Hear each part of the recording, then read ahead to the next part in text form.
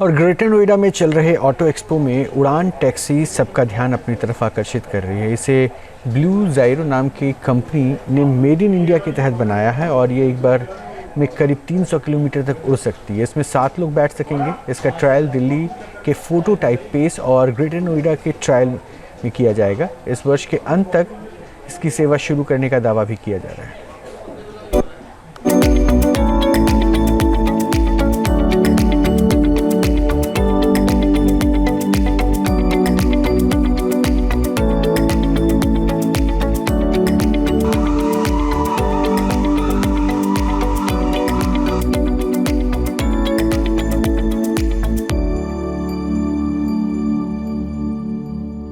ज़रूरत को देखते हुए टेक्नोलॉजी लगातार बढ़ रही है और ख़ास तौर पर दिल्ली एनसीआर या मेट्रो सिटीज़ की बात की जाए तो जाम की स्थिति बहुत ज़्यादा रहती है और 10 मिनट में जो पहुंचने वाली जगह होती है वहां लोग घंटों तक जाम में फंसे रहते हैं। लिहाजा ऑटो एक्सपो में इस बार एक नई टेक्नोलॉजी देखने को मिली है जहाँ पर आप हवा में हेलीकॉप्टर के बिना अपना सामान भेज सकते हैं, आप खुद भी जा सकते हैं। मेरे पीछे आप देखेंगे ये जो है ड्रोन के आगे की टेक्नोलॉजी हम इसको कह सकते हैं, जो कंपनी द्वारा बनाया गया है। इसको एक बार चार्ज करने के बाद 300 किलोमीटर तक ले जाया जा सकता है और इसके अंदर तकरीबन 100 किलो के आसपास की जो क्षमता है वो सामान ले जाने की होगी और आने वाले समय में पैसेंजर भी इसमें जा सकेंगे और सिटी के अंदर अलग अलग इसके पोर्ट बनाकर चलाने का पूरी तरीके से जो तैयारी है वो हो चुकी है। हमारे साथ मैम मौजूद हैं। मैम, किस तरीके से क्या टेक्नोलॉजी है इसके बारे में बताएंगे? जी, मेरा नाम वैशाली न्योटिया है। हमारी कंपनी का नाम ब्लू जायरो है। हम हैदराबाद बेस्ड हैं।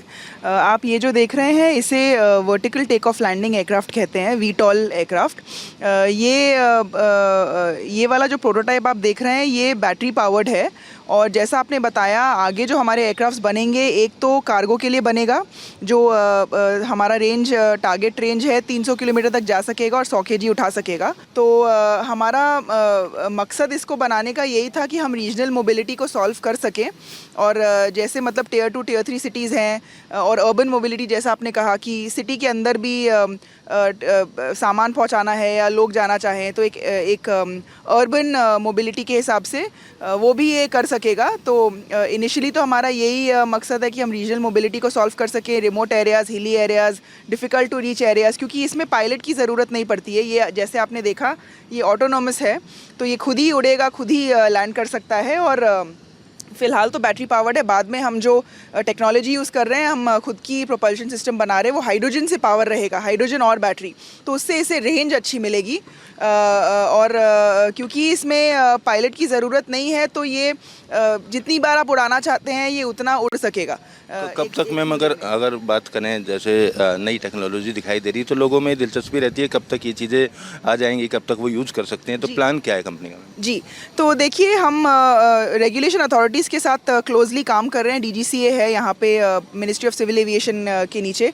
तो ऐसा है कि जो कार्गो वाला हमारा एयरक्राफ्ट ब्लू जे रीच जिसे हम कह रहे हैं वो तो अगले साल तक हमारा टारगेट है कि अगले साल तक मार्केट में आ जाए और रीजनल मोबिलिटी की यूज़ केस सॉल्व कर सके, जो 100 kg उठाएगा, 300 किलोमीटर तक जा सकेगा, वही टारगेट है।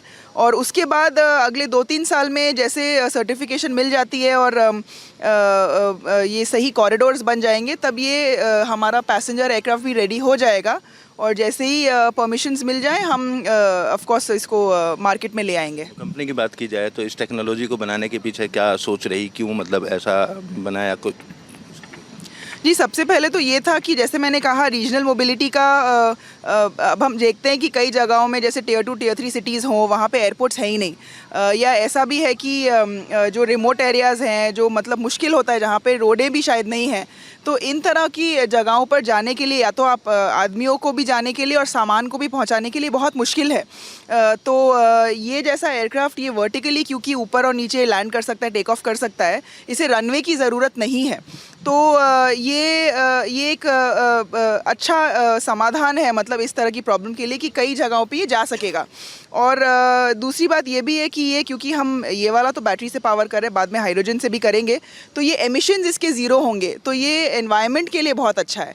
तो लॉन्ग टर्म पर्सपेक्टिव से और अफोर्डेबिलिटी पर्सपेक्टिव से हमें लगता है कि इस तरह की तकनीक जो अब हम जैसी कंपनियां भारत में कर रहे हैं, ये ज़रूरी है कि हम यहाँ से इसे बनाएं, मेड इन इंडिया जैसे बोलते हैं, और विश्व में इसे फैलाया जा सके, ये लोगों के लिए बहुत बेनिफिशियल होगा। अभी तक ऐसा दुनिया में कहीं पे ऐसे स्टार्ट नहीं हुआ है। चाइना में ऑफ कोर्स कर रहे हैं, पर हमारा यही मकसद है कि ये एनवायरमेंटली सस्टेनेबल रहे, मतलब सिंपल एंड सस्टेनेबल हमारा टैगलाइन है। तो ये एनवायरनमेंट के लिए भी सस्टेनेबल रहे, इसे एक बिज़नेस की तरह चलाने के लिए भी, लोगों के लिए भी, सामान पहुंचाने वगैरह के लिए भी। तो उस हिसाब से हमने यही सोच के बनाया कि रीजनल मोबिलिटी की, कार्गो और पैसेंजर्स की यूज़ केसेस सॉल्व कर सकें। ये ऐसे इलाके होते हैं, खासतौर पे सेना की अगर हम बात करें तो वहाँ नहीं पहुँच पाते, तो क्या आर्मी के लिए भी प्रोवाइड कराएंगे अगर आगे ज़रूरत पड़ती है? एब्सोल्युटली, इनफैक्ट हमारी बातें चल रही हैं डिफेंस के साथ, तो एब्सोल्युटली क्यों नहीं, मतलब जिनको भी यूज़ आ सकता है, चाहे वो आप स्टेट गवर्नमेंट्स देखें, डिफेंस देखें, लॉजिस्टिक्स कंपनीज देखें, ऑफशोर मैरिटाइम कंपनीज देखें, मतलब जिनको भी इसकी यूज़ केसेस दिखाई देती हैं, हम उनके साथ काम करेंगे। वीडियो जर्नलिस्ट जैनेंद्र के साथ Amit Chaudhary, News Nation, Greater Noida. News Nation अब व्हाट्सएप पर खबरों के ताजा अपडेट के लिए न्यूज नेशन के इस QR कोड को स्कैन करें।